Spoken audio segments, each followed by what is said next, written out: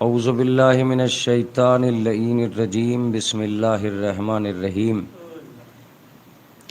الحمد للہ رب العالمین والصلاة والسلام علی اشرف الانبیاء والمرسلین ابی القاسم محمد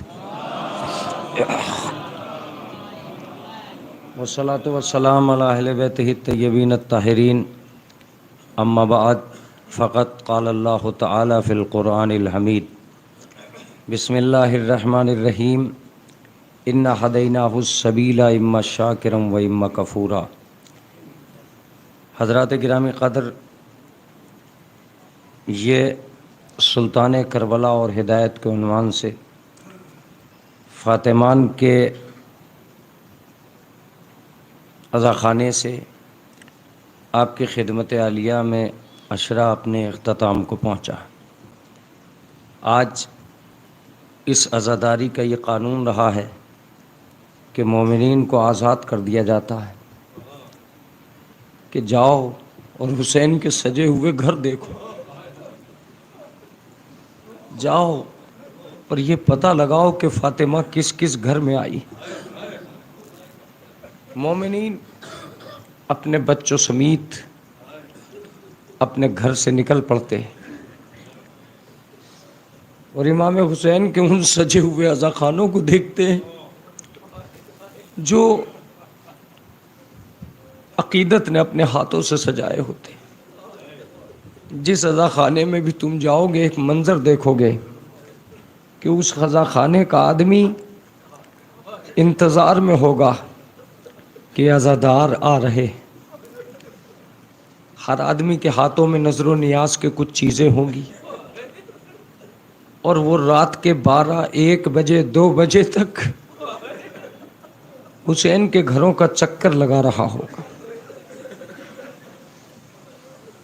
تم صرف پرسہ دینے کے لیے بیٹھے ہو۔ آج کی تاریخ کسی بیان کی تاریخ نہیں، آج کی تاریخ تو حسین کے گھر میں رونے کا مقام ہے۔ اس تاریخ میں نہ جانے کتنی باتیں یاد آئیں گی آپ کو اور کتنی باتوں پہ آپ گریہ کریں، مگر ایک بات پہ مجھے بہت رونا آتا۔ ایک کسی شاعر کا ایک مصرع ہے، اے رات نہ ڈھلنا کہ اجڑ جائے گی زینب۔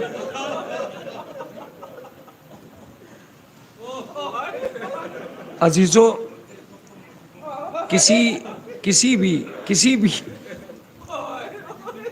ایسے گھر میں بیٹھنا جسے اپنے اجڑ جانے کا یقین ہو چکا بہت مشکل ہوتا ہے، بہت مشکل ہوتا ہے۔ کیا تم کسی ایسے گھر میں پہنچے ہو جس میں موت ہونے والی ہو اور اس گھر کا کیا عالم ہو رہا ہوتا ہے؟ اس گھر کے لوگوں پہ تمہاری نگاہیں ٹک پاتی؟ کربلا میں جس دن کو 9 کا دن کہا جاتا ہے اور 9 کی شب کہا جاتا ہے، اس میں ہر آدمی کو یقین ہو چکا تھا کہ کل ہم میں سے کوئی زندہ نہیں رہے گا۔ یہ بہت بڑی بات ہے جو میں آپ سے کہہ رہا ہوں۔ ہر آدمی کو یقین ہو چکا تھا کہ کل ہم میں سے کوئی زندہ نہیں رہے گا۔ یہ بنارس کا دستور ہے کہ اگر یہ کرونا وائرس نہ ہوتا تو اس وقت ہر بچہ ماتم میں لگا ہوا ہوتا، ہر بچہ جلوس میں لگا ہوا ہوتا۔ تاہم اب بھی وہ یہ کوشش کریں گے کہ پوری رات اس فاطمان میں سر و سینہ پیٹ کر فاطمہ کو یقین دلا سکے کہ فاطمہ اگر تیرا گھر کربلا میں ہے تو ہم بھی اپنے گھروں میں نہیں، ہم بھی اپنے گھروں میں نہیں، اور ہم بھی اپنے گھروں سے نکل آئے اور نکل کے آ کے ایک ایسی جگہ کھڑے ہوں گے۔ مگر پھر بھی میں ان ماؤں سے جہاں تک میری آواز پہنچے کے ایک جملہ کہوں گا کہ تم اپنے بچوں کو عزاخانے تک لاتی ہو، مگر تم کم سے کم اپنے بچوں کو واپس تو لے جاتی ہو۔ پر کبھی زینب سے پوچھو، پر کبھی رباب سے پوچھو، پر کبھی سید سجاد سے پوچھو، کیا وقت بیت جاتا ہے کیا وقت بیت جاتا ہے اہل بیت اطہار۔ روایت یہ بتاتی ہے کہ 9 تاریخ کا دن امام حسین کے پورے دن کی کیفیت، پورے دن امام حسین کا یہ حال رہا کہ کبھی حسین خیموں کے آگے آتے تھے، کبھی حسین خیموں کے پیچھے جاتے تھے۔ میں نہیں بیان کر سکتا، روایتوں کے اندر سب سے زیادہ کٹھن اور دشوار گزار دن جو گزرا ہے کربلا کے اندر وہ 9 تاریخ کا دن تھا۔ 9 تاریخ کا دن تھا جس میں ہر بچہ اپنے والی و وارث سے ایک ہی لفظ کہہ رہا تھا کہ پیاس مارے ڈال رہی، پیاس مارے ڈال رہی۔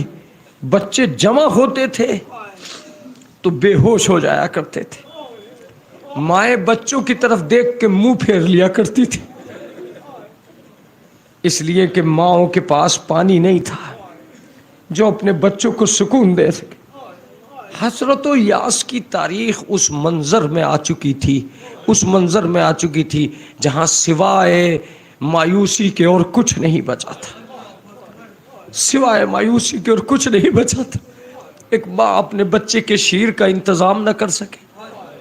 حد یہ تھی کہ امام حسین جیسا سپاہی، امام حسین جیسا ساقی کوثر کا لال اپنے بچوں کے لیے پانی کا انتظام نہیں کر پا رہا۔ ایک تاریخ ہے جو تم نے نہیں سنی ہوگی، میں تمہیں سنا دیتا ہوں، اور سنی بھی ہوگی تو روا روی میں سنی ہوگی۔ امام حسین اپنے ایک ایک سپاہی کو حکم دیتے تھے کہ کنویں کھودو، شاید پانی نکل آئے۔ 8 کنویں کھودے گئے، کہیں سے پانی نہیں نکلا۔ تاریخ سے میں نے پوچھا کہ یہ مولا نے کنویں کھودنے کا حکم کیوں دیا تھا، تو پتہ یہ چلا کہ میرا مولا اس طاقت کو کم کرنا چاہتا تھا جو اصحاب میں موجود تھی۔ میں تمہیں 9 تاریخ کے مصائب مسلسل اگر سناتا تو سنا سکتا تھا، لیکن مسلسل نہیں سنا سکتا۔ تاہم تمہیں ایک واقعہ سناتا ہوں جو مجھے اپنے مرنے تک رلاتا رہے گا۔ میں آج آپ کو سناتا ہوں اور آپ جب تک اس عزاداری میں شریک رہیں گے آپ روتے رہیں گے۔ 9 تاریخ تک امام حسین کے لشکر میں سب سے بہادر آدمی کا نام سید سجاد تھا۔ میں نے تم سے کہہ دیا جو کچھ مجھے کہنا تھا۔ 9 تاریخ تک امام حسین کے لشکر میں سب سے زیادہ بہادر آدمی کا نام سید سجاد تھا۔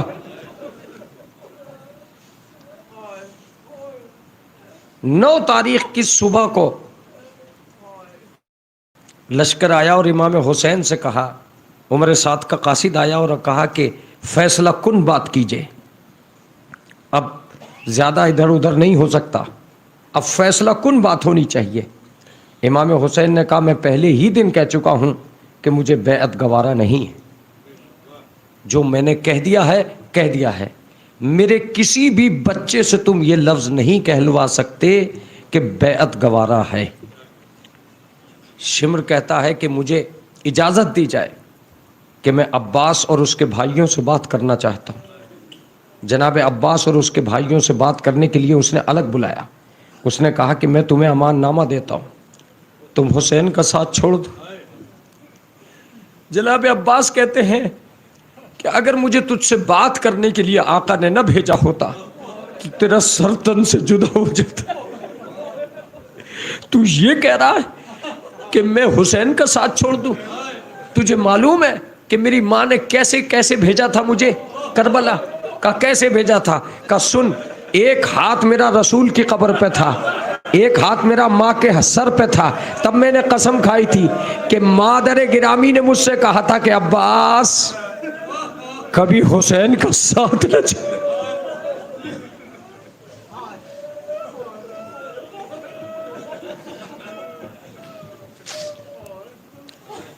میں ایک لفظ آپ سے ضرور کہوں گا، آپ کم ہو یا زیادہ ہو مجھے اس سے بحث نہیں ہے، بہت سے ملکوں میں تو اس سے کم لوگوں میں بھی ہم نے اشرا پڑھا ہے. میں اس سے بحث نہیں کروں گا کہ تم کم ہو یا زیادہ ہو، جتنے بھی ہو حسین کے ہو، بس اتنا ہی کافی ہے. اور یہ 9 تاریخ ہے. اب یہ 9 تاریخ کہیں اور نہیں آئے گی، یہ یہیں آئی ہے. تم اسی عزا خانے سے جناب فاطمہ تک پہنچ سکتے ہو. اگر تمہیں صبح کی 9 یہاں ملی ہے تو یہی مکمل کر لینا. اب کس کے لیے بچا کر لے جاؤ گے؟ البتہ میں تم سے ایک ضرور بات کہوں گا. مجھے معلوم ہے کہ تم یہی کہو گے کہ 9 تاریخ آ گئی اور ہم تھک گئے. ہم تھک گئے مولانا. کہہ لو جو تمہیں کہنا ہے، مگر تم جانتے ہو جس تاریخ میں تم صرف رو رو کر تھک گئے ہو، حسین اس تاریخ تک کس طرح قافلے کو کھینچ کر لایا ہوگا، کیسے اس نے عاشور منایا ہوگا. صبح سے شام تک لاشیں اٹھا کر نہ تھکنے والا حسین، اس کو رونے کے لیے بیٹھو، اس کو رونے کے لیے بیٹھو. میں اگر مجھے موقع ملا تو ادھر ادھر آپ کو 9 تاریخ پہنچاتا رہوں گا، لیکن اگر نہیں پہنچا سکا تو اسی کو کفایت مان لینا. میں بھی کہہ رہا ہوں کہ میں رات سے ایک ہی جملہ محسوس کر رہا ہوں کہ قمر سلطان تم تھک چکے ہو. عشرے کے آخر میں ہر عزادار تھک جاتا ہے، ہر عزادار تھک جاتا ہے، اور یہی تھکن اس کی عزاداری. 9 تاریخ کی صبح تھی جب عمر سعد نے یہ کہا کہ ہم فیصلہ کن لمحہ چاہتے ہیں حسین. امام حسین سر جھکائے ہوئے خیموں میں چلے گئے. لشکر کا آدمی پوچھتا رہا حسین ہم فیصلہ کن لمحہ چاہتے ہیں. جیسے ہی خیموں میں گئے، جناب زینب نے سینے پہ ہاتھ رکھ کے کہا میرے ماجائے بات کیا ہے؟ ایک بات بتاؤ علی کے لال، کیا تمہاری جان نہیں بچ پائے گی؟ کہا بہن یہ ممکن ہی نہیں ہے کہ حسین کی جان بچ جائے. کہا اچھا اگر یہ ممکن نہیں ہے تو حسین میری وجہ سے ان سے ایک رات کی مہلت لے لے، ایک رات کی مہلت لے لے، یہ شب کسی طرح گزر جائے تو ہم جنگ کریں گے. کہا بہن کسے بھیجوں جو مہلت لوں؟ کہا کوئی نہیں ہے. کہا کون ہے؟ سب آمادہ جنگ ہیں، سب آمادہ جنگ ہیں، کوئی نہیں. گئے جناب عباس سے کہا بھائی یہ بات ہے. جناب عباس نے کہا کہ آقا اگر اکبر میرے ساتھ جائے تو یہ کام آسان ہو جائے گا. چنانچہ جناب علی اکبر کو لے کے گئے اور آگے کی باتیں آپ کو یاد ہیں. میں آج کے دن کا سب سے بڑا بہادر آپ کو دکھلانا چاہتا ہوں. کربلا میں نے جم کے نہیں سنائی ہے، یہ مجھے احساس ہے. روایت تاریخوں کی یہ بتاتی ہے کہ 4 بہادر امام حسین کے پاس ایسے تھے امام حسین کے پاس 4 بہادر کہ اگر وہ ایک جگہ جمع ہو جاتے تو دشمن لڑنے سے انکار کر دیتا. پہلے بہادر کا نام عبداللہ تھا جو جناب زینب کے شوہر تھے. دوسرے بہادر کا نام محمد حنفیہ تھا جو حضرت علی کے بیٹے تھے. تیسرے بہادر کا نام مسلم ابن عقیل تھا جو جناب عباس کے بہنوئی تھے اور جناب عقیل کے بیٹے تھے. چوتھے بہادر کا نام عباس ابن علی تھا جو اسی 8 تاریخ جو گزری ہے اس کے علمدار کہلائے ہیں، جو سقائے سکینہ کہلائے ہیں. اور 5ویں بہادر کا نام سید سجاد زین العابدین تھا. کسی نے پوچھا تھا کہ مولا، حضرت عباس سے پوچھا تھا کہ مولا آپ کی ان صفوں میں سب سے بڑا بہادر کون ہے؟ کہا میرا بھتیجا سید سجاد جو لوہے کی زرہ کو ایسے پھاڑتا ہے جیسے کوئی کاغذ پھاڑتا ہے. اللہ اکبر اللہ اکبر. میں تمہیں سنا چکا، تم سن چکے. تمہاری آوازیں اس لیے بلند نہیں ہو رہی ہیں کہ تم نے صبح سے کچھ کھایا پیا نہیں ہے. اگر رو سکو تو حسین پر رو. اس عزا خانے میں کم لوگوں کا احساس فاطمہ کو نہ ہو جائے.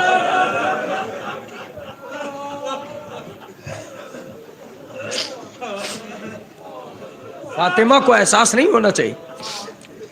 अबू बशीर तड़प तड़प के रोया करो। अल्लाहु अकबर। जनाब सैयद सज्जाद, रिवायत ये बताती है कि यह ऐलान आम हो गया कि कल जंग का दिन है। ये रावियों ने लिखा है कि जैसे ही यह ऐलान हुआ कि कल जंग का दिन है, खैमों में हाल यह हो गया कि हर बीबी ने अपने जवान की जुल्फों में हाथ डाल दिए और एक ही जुमला था। लैला अकबर से कह रही थी, बेटा कल सबसे पहले कुर्बान हो जाना। ज़ैनब ओनो मोहम्मद से कह रही थी, बेटा कल सबसे पहले कुर्बान हो जाना।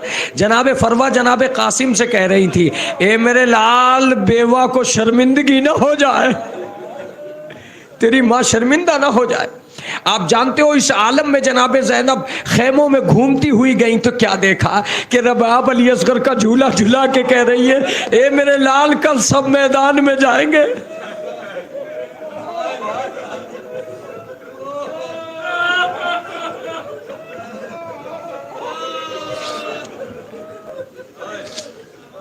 हर बीबी अपने बच्चों को हुसैन पर कुर्बान करने के लिए तैयार करने लगी।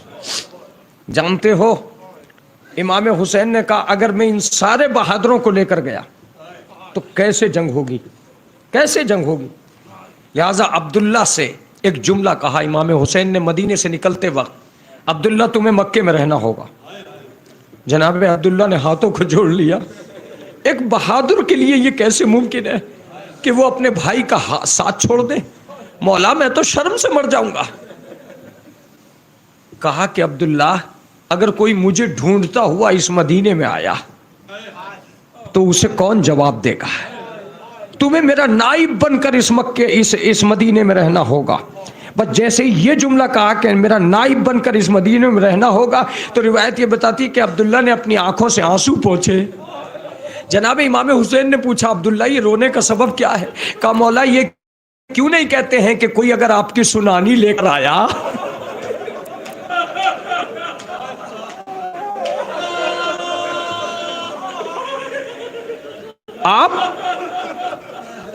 आप मुझे पुरसे के लिए छोड़ के जा रहे हैं, आप मुझे वीरान घर में इसलिए छोड़ के जा रहे हैं कि मैं जवानों की सुनानी सुनूं। मौला मेरे साथ ऐसा न कीजिए। रिवायत बताती है कि मक्के से बहुत दूर, कई मील दूर तक अब्दुल्ला इमाम हुसैन के साथ गए, ये कहते हुए कि किसी तरह मुझे साथ ले लीजिए।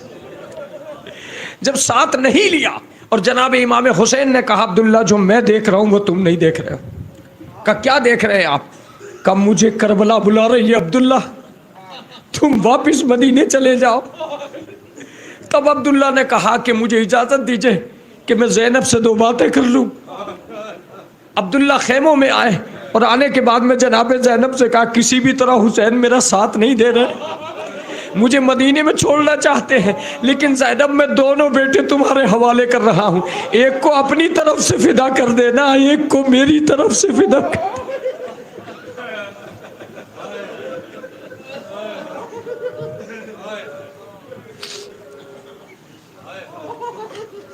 अजीजों, जहां तक हो सकेगा मैं चंद लम्हे आपको और सुनाऊंगा, उसके बाद उतर आऊंगा और आपको हवाले कर दूंगा इमाम ज़माना के।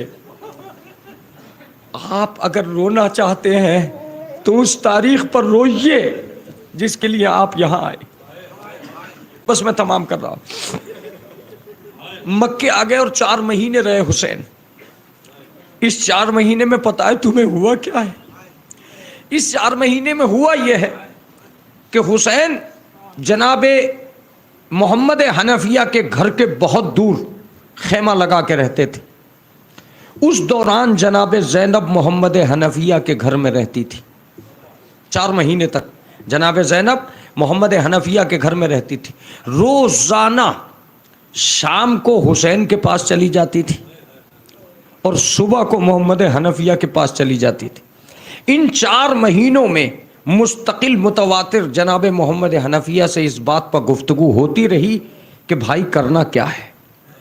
आखिरश एक दिन जनाब मोहम्मद हनफिया ने इमाम हुसैन से कहा कि आज पूरा ख़ानदान हमारे साथ खाना खाएगा। یہ حج سے بالکل پہلے کی بات ہے. میں ان تاریخوں کا جواب دے رہا ہوں جس میں لوگ متوجہ بھی نہیں ہو پاتے اور وہ تاریخیں اپنی جگہ رہ جاتی. جناب محمد حنفیہ نے کھانا رکھا، سب نے کھانا کھایا، پورا خاندان بیٹھا ہوا تھا. ہاتھوں کو جوڑ کے محمد حنفیہ نے کہا حسین تم میرے بھائی ہو، میں آج تم سے ایک اپیل کرتا ہوں، دو کاموں میں سے ایک کام کر لو. یا تو تم کربلا مت جاؤ، اور اگر تم کربلا جا رہے ہو تو زینب کو میرے پاس چھوڑ دو. اتنا کہنا تھا کہ جناب امام حسین نے دسترخوان سے اٹھتے ہوئے کہا کہ بھائی اس کا اختیار خود زینب کو ہے. روایت یہ بتاتی ہے کہ جناب زینب اندر گئیں، محمد حنفیہ کو بلایا اور ایک ہی جملہ کہا، محمد حنفیہ تم جانتے ہو میں اگر حسین سے جدا ہو گئی تو ختم ہو جاؤں گی، اگر میری زندگی چاہتے ہو تو مجھے حسین کا ساتھ دینے دو. کہا یہ کیا کہہ رہی ہو زینب، یہ کیسے ممکن ہے؟ اب جو جملہ کہا تو تم کل تک روتے رہو گے اس جملے پہ. کہا میں یہ چاہتی ہوں کہ جب حسین پہ کوئی مصیبت آئے تو سکینہ میری آغوش میں ہو اور اصغر اس کی آغوش میں ہو. کیا جملہ کہا ہے میں نے؟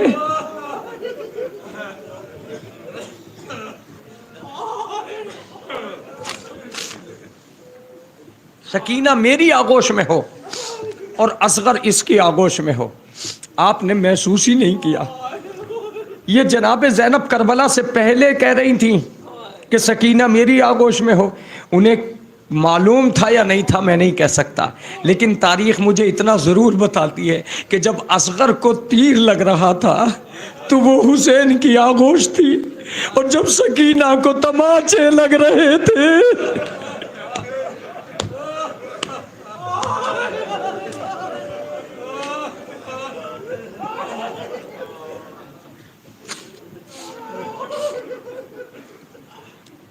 اللہ اکبر. بس قبر سلطان نہ اس سے زیادہ جایا جا سکتا ہے، نہ اس سے زیادہ مسائل پڑھے جا سکتے ہیں. تم اترو، عزاداروں کو بہت کام ہے، عزاداروں کو بڑے کام کرنے ہیں، عزاداروں کو آج بڑا پرسہ دینا. جناب مسلم ایک بہت بڑے بہادر کا نام تھا. امام حسین نے کہا بھائی تمہیں میری طرف سے میرا نائب بن کر کوفے جانا ہوگا.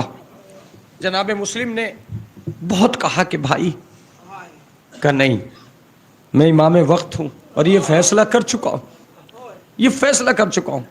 جانتے ہو ایک گفتگو جو جناب مسلم کے جانے پہ ہوئی تھی، روایت یہ بتاتی ہے کہ جب بچوں نے جناب مسلم کی یہ سنا کہ بابا جا رہے ہیں تو بچوں نے رونا شروع کر دیا.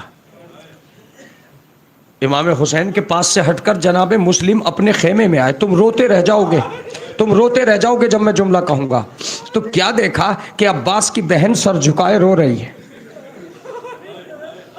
جناب مسلم نے کہا بہادر بھائیوں کی بہنیں رویا نہیں کرتی،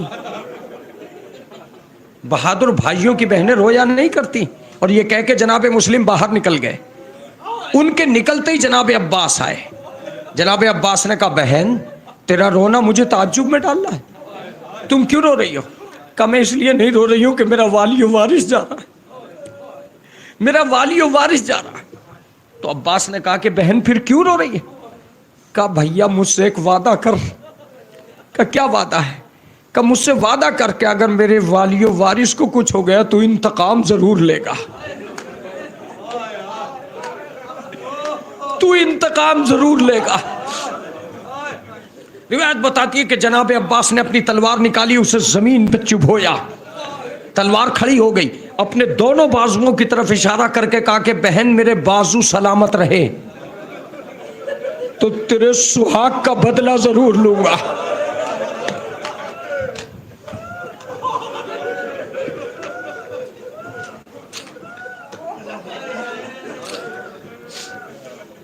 بہن میرے بازو سلامت رہے، تیرے سہاگ کا بدلہ ضرور لوں گا. روایت یہ بتاتی ہے کہ جب یہ لٹا ہوا قافلہ کوفے آیا ہے تو جناب مسلم کا سر دارالعمارہ پہ لٹکا ہوا تھا. ہر بیوی نے جناب مسلم کو دیکھ کر رونا شروع کر دیا. جب جناب مسلم کی بیوی اہلیہ اور جناب عباس کی بہن کی نظر پڑی اپنے والی و وارث کے سر پر تو اسے وہ جملہ یاد آ گیا کہ میں نے اپنے بھائی سے کہا تھا کہ میرے سہاگ کا بدلہ ضرور لے لینا. بس جناب عباس کے سر کی طرف دیکھ کے بولی اے میرے بھیا. وہ کوفہ آ گیا, وہ کوفہ آ گیا جس کا تمہیں انتظار تھا. اللہ بس میں مجلس کو تمام کر چکا. آخری جملے مجھ سے سنو. 9 تاریخ کا دن تھا, صفیں درست ہو رہی تھی, دشمن اپنی صفیں سجا رہا تھا. جناب عباس نے, جناب سید سجاد نے زہیر ابن قی نے بجلی سے کہا میں چاہتا ہوں, میرے آخری جملے ہیں یہ, میں چاہتا ہوں کہ اپنا لشکر میں ترتیب دوں.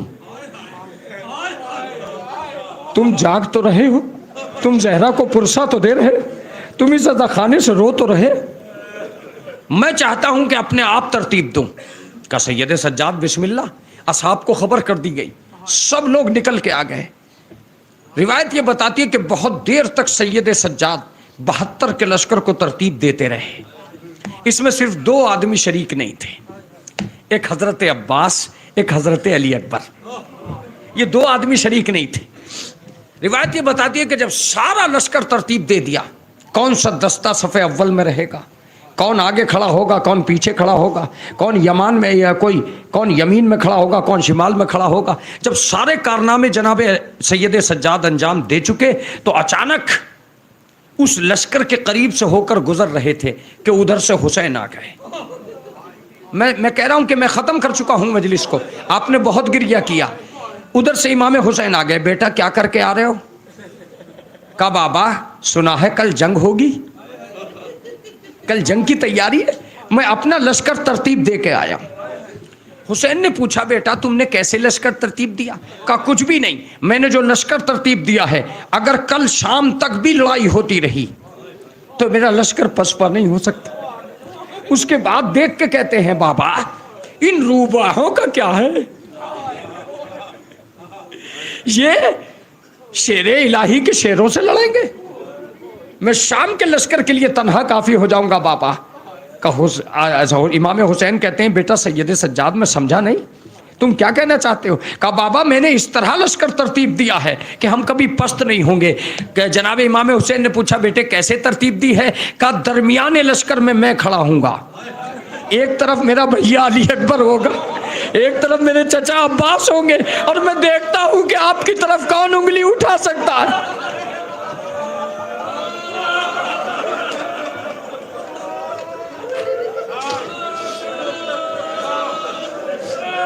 میں پھر دیکھوں گا کہ آپ کی طرف کون انگلی اٹھائے گا. عزیزو مجلس واقعاً تمام ہو گئی, تم نے حق ادا کر دیا. خدا تمہیں کسی غم میں نہ رلائے سوائے غم آل محمد کے.